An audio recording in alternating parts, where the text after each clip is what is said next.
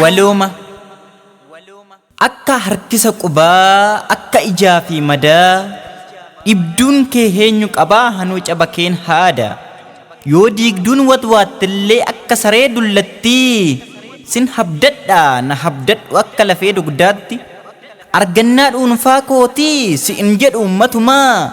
bilisummaan dhuunfaa kootis anaaf gabrummaadhuma kan nu miidhe kanan aaru isa wallu caalchisu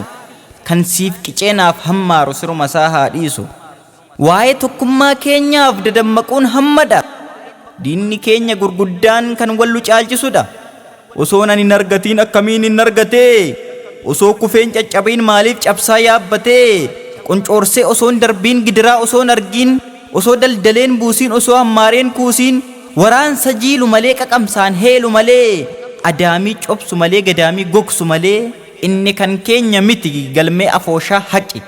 jiinniin haa bu'u itti qooda koo irraa maqi jechuun kuni akkan malle afaan walii osoo beeknu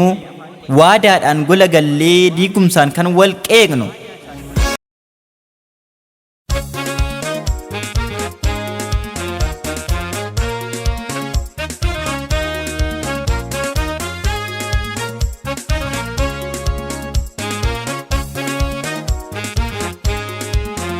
maalii egaa faayidaa madhuunfaa malee hin mul'atu kan sabaa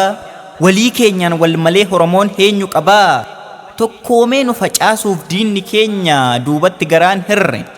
osoo jirruu hakkan jirre inni haa caaluun jedhe dhuguma hakkan jirre ani beekanin jedhu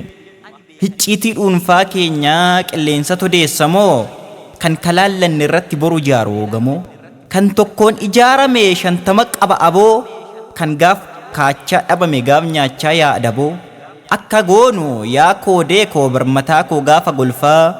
gaafa kufe iyyaan hokkoo fayyeet madaa keenya horfa haa ilaallannu karaa dololloon dolaa qaba akka kadhata dharaa haqni keenya maaf dabaa maaf nu waraanaa dabnuu akka haamtuu qaraatti osoo wal keessa jirruu akka mi'a garaatti wal jabeeffanna malee diinadheeffanna malee bunuutii taana malee tulluutti yaana malee